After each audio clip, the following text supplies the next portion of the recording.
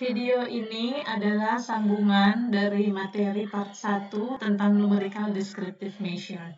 Dan sebelumnya kita sudah belajar tentang central tendency ya. Sekarang kita akan belajar mengenai pengukuran melalui variation.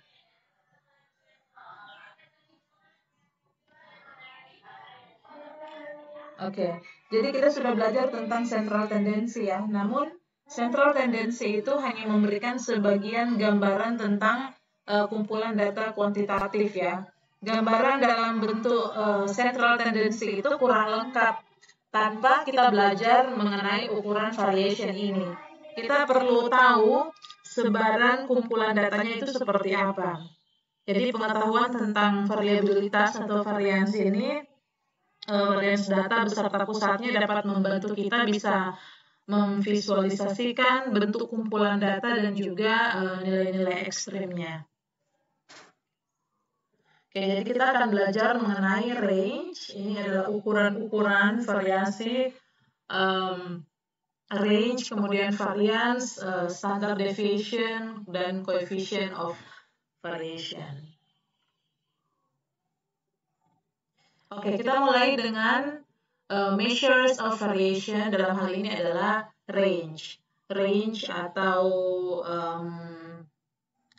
bahasa Indonesianya itu kisaran ya. Simplest measures of variation. Ini ukuran variasi yang sederhana ya, yang paling sederhana.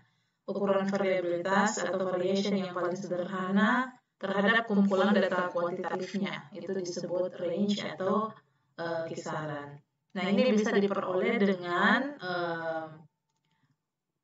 jumlah yang terbesar, ya. Pengukuran yang terbesar itu dikurangi dengan pengukuran yang lebih kecil. Jadi kalau di contoh di sini X largest itu adalah 13 ya dalam example ini. Kemudian yang paling kecil itu adalah 1. Jadi 13 kurang 1, 12. Jadi range-nya itu adalah 12. Mungkin kita bisa lihat yang berikut juga mengenai bagaimana menghitung range, dan perhatikan ada sesuatu yang penting di sini. Range itu mudah dihitung ya dan dipahami, tetapi merupakan ukuran variasi data yang agak tidak sensitif ya dalam kumpulan yang lebih besar, dan juga dia akan sensitif, sangat-sangat terganggu jika ada yang namanya nilai ekstrim atau outliers. Jadi dalam hal ini range itu hanya memperhitungkan dua nilai, yaitu nilai maksimum dan nilai minimum, dan tidak memperhitungkan semua nilai, sehingga tidak stabil ya, atau tidak dapat diandalkan sebagai indikator dari ukuran penyebaran data. Hal ini karena tadi yang disebutkan ada outliers tadi, jadi interpretasi kita itu bisa salah. Misalnya contoh ya, yang pertama itu 12 kurang 7, 5 ya. Nah, untuk data yang satunya juga demikian. Nah, tapi kalau misalnya dia contohnya kayak di bawah ini, yang sensitif ini, saya kasih pointers dulu. Oke, contohnya yang ini misalnya. Ini sebaran datanya adalah 1, 2, 3, 4, 5 ya. Jadi kalau kita hitung range, 5 kurang 1 sama dengan 4. Kemudian kalau misalnya yang kedua ini, range-nya itu besar sekali ya, yaitu 119. Kenapa? Karena ini ada outliers. Semua data itu rata-rata 1, 2, 3, 4, ini ada 1. Ini semua berdekatan ya nilainya, tapi ini satu yang ekstrem, yang kita sebut dengan outliers. Kemudian, sekarang kita lihat pengukuran variasi yang berikut adalah sampel variance. Varian sampel untuk sampel pengukuran N misalnya adalah sama dengan jumlah deviasi kuadrat dari min yang dibagi dengan N kurang 1. Untuk melambangkannya kita menggunakan S kuadrat ya. Sampel variance ini digunakan untuk melihat seberapa bervariasinya sampel, karena kan jika kita mengukur varians dari populasi itu akan kurang memungkinkan kalau kita mempertimbangkan waktu dan biaya. Maka kita melihat saja variasi sampel yang bisa mewakili populasi. Ini rumusnya secara matematika ya. S kuadrat sama dengan jumlah XI kurang X bar pangkat 2 di mana I sama dengan 1 sampai N diketahui berapa kemudian bahagi N kurang 1 ya. N itu adalah sampel size-nya. Oke, selanjutnya pengukuran yang ketiga itu adalah sampel standard deviation. Nah, ini kebanyakan yang paling populer ya, yang digunakan untuk mengukur variasi. Deviasi standar sampel ya, atau sampel standard deviation. Akar kuadrat positif dari varian sampel tadi. Jadi, cara menginterpretasikannya adalah semakin rendah nilai standar deviasi, maka akan semakin mendekati rata-rata. Sedangkan jika nilai standar deviasi itu semakin tinggi, maka semakin jauh atau lebar rentang variasi datanya. Oleh karena itu dapat dikatakan bahwa standar deviasi ini merupakan besarnya perbedaan dari nilai sampel terhadap nilai rata-rata. Standar deviasi menyatakan keragaman sampel dan dapat digunakan untuk mendapatkan data dari suatu populasi. Kalau kita perhatikan ini adalah cara untuk menghitungnya, ya. Rumusnya kita menghitung nilai dari setiap mean, ya. Kita hitung ini nilainya, kemudian mean-nya itu kita harus boleh. Oke, ini rumusnya ya. Ini baru kemudian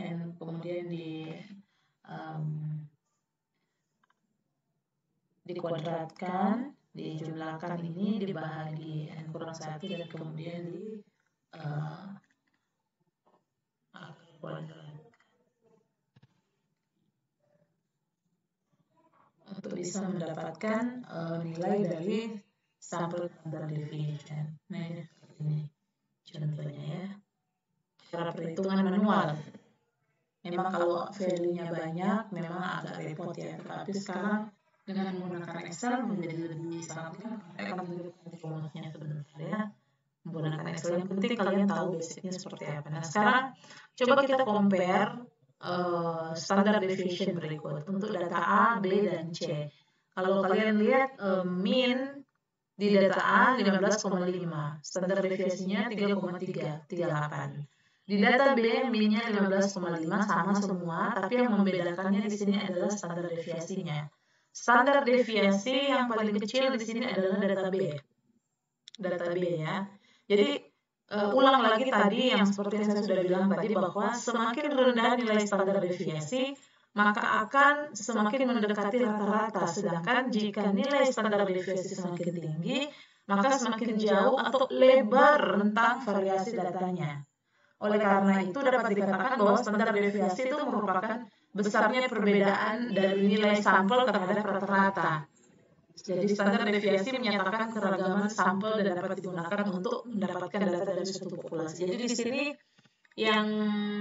yang mendekati rata-rata itu adalah yang paling kecil standar deviasinya 0,926. Nah, ini 0,926 ya di sini.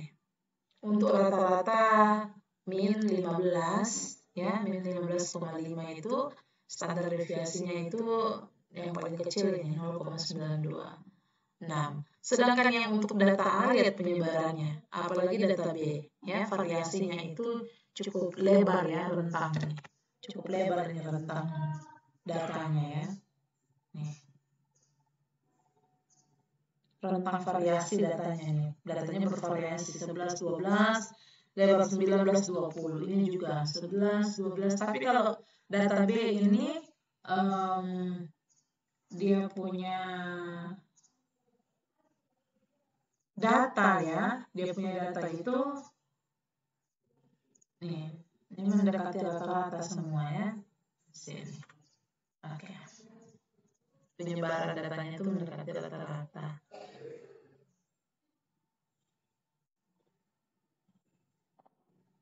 variasi datanya itu semakin lebar ya kalau tinggi standar deviasi. Tapi kalau dia standar deviasinya semakin kecil, variasi datanya itu ini kelihatannya semakin dekat dengan rata-rata. Oke. Ini sebagai gambaran untuk membandingkan standar deviation untuk standar deviasi yang lebih kecil dan standar deviasi yang lebih besar. Kelihatannya dari sini bahwa smaller standard deviation yang ini smaller standard deviation variasi rentang sebaran datanya itu sepertinya kecil. Jadi kalau ini rata-rata dia sebaran variasi datanya itu di sini dekat ya, tidak lebar. Tapi kalau dia larger standard deviation maka lebar rentang variasi data itu dari ujung ke ujung kayak ini, dari sini ya,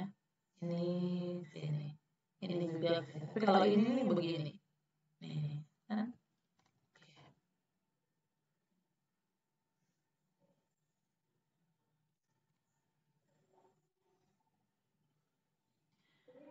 Oke, jadi semakin banyak data tersebar, semakin besar jangkauan, varians, dan standar deviasi. Semakin banyak data yang terkonsentrasi, semakin kecil rentang, varians, dan standar deviasi. Tadi itu kalau data semakin terkonsentrasi, standar deviasinya kecil itu semakin kecil rentangnya, variasinya juga itu semakin kecil. Jika nilai semua sama, tidak ada variasi, semua ukuran ini akan menjadi 0 ya.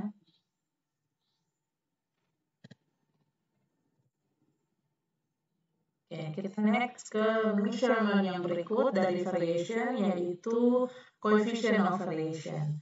Nah, coefficient variasi ini atau coefficient of variation berguna untuk mengamati variasi data atau sebaran data dari rata-rata hitungnya.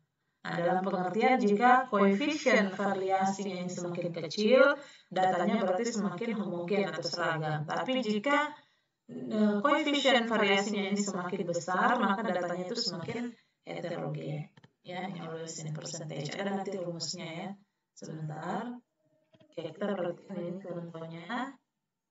Ini data dari 2 saham.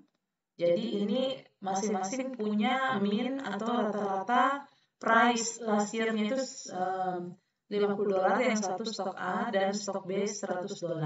Standar deviasinya sama, ya. Tapi yang membedakannya adalah kalau kita hitung dia punya coefficient variation, yang satu 10% untuk stok A, stok B 5%. Artinya apa?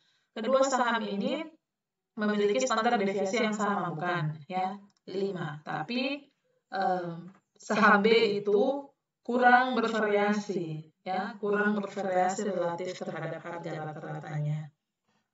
Nah, ini semakin bervariasi ya, relatif semakin bervariasi terhadap harga rata-ratanya, semakin homogen.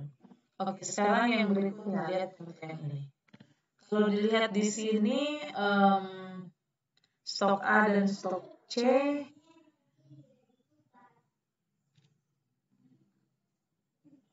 stok A dan stok C ya. Stok C itu punya standar deviasi yang lebih kecil. Lebih kecil dibandingkan dengan standar deviasi dari stok A. Artinya lebih mendekati rata-rata ya variasinya. Tetapi kalau kita perhatikan di sini untuk coefficient of variation yang lebih kecil itu stok C ya, dibandingkan dengan stok A. Jadi stok C memiliki standar deviasi yang jauh lebih kecil, tetapi coefficient of variation itu lebih besar dari ini 25%. Nih, jadi memiliki coefficient variation lebih tinggi, artinya variasinya itu semakin besar, datanya itu lebih heterogen ya dibandingkan dengan yang stok A. Oke. Nah, sekarang bagian terakhir dari video ini adalah bagaimana kita bisa menentukan atau menemukan nilai ekstrim atau outliers. Bahasa Indonesia itu bilang pencilan outliers. Bagaimana menemukan outliers? Coba kita lihat dulu beberapa keterangan ini bahwa Nilai data itu dianggap outlier ekstrim jika set skornya kurang dari -3 atau lebih besar dari +3. Di sini. Semakin besar nilai absolut dari set skor, semakin jauh nilai data dari rata-rata tersebut. Oke, kita lihat ini rumusnya.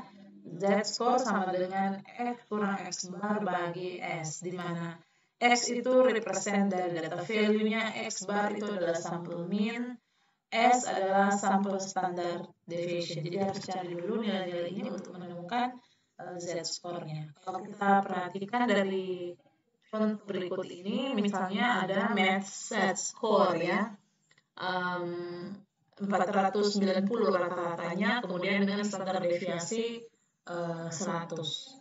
Kalau kita mau cari Z score-nya, kita tinggal masukkan sesuai dengan rumus, dapat misalnya Z score-nya 1,3. Nah, kalau tadi dia punya kriteria pengambilan keputusan dikatakan ekstrim outlier jika kurang dari -3 dan lebih dari +3. Nah, kalau di sini kan ada di tengah-tengah ya, berarti ini kita tidak sebut outliers ya. Jadi skor 620 adalah 1,3 standar deviasi, di atas skor 620 itu 1,3 standar deviasi di atas rata-rata dan tidak dianggap sebagai outlier ya. Rata-ratanya dan tidak dianggap sebagai outlier. Oke. Nah, ini terakhir bisa kalian screenshot untuk beberapa rumus ini. Rumus untuk supaya cepat mendapatkan nilai dari pengukuran central tendency dan variance. Di sini ada mean pakai average, median pakai median, mode pakai mode, minimum pakai min, maksimum pakai max, range tentu saja nilai maksimum kurang minimum. Kemudian ada variance, di situ ada var.s ya, tinggal di blok saja semua datanya house price di sini. Standard deviation pakai yang stdef.s ya, itu yang untuk sampel. Coefficient of variation itu E10 ya, lihat di situ standard deviation bahagi dengan mean ya, E3. Oke, nanti selanjutnya yang skewness, kurtosis, count, dan standard error kita akan lanjutkan di video yang ketiga ya. Semoga bermanfaat.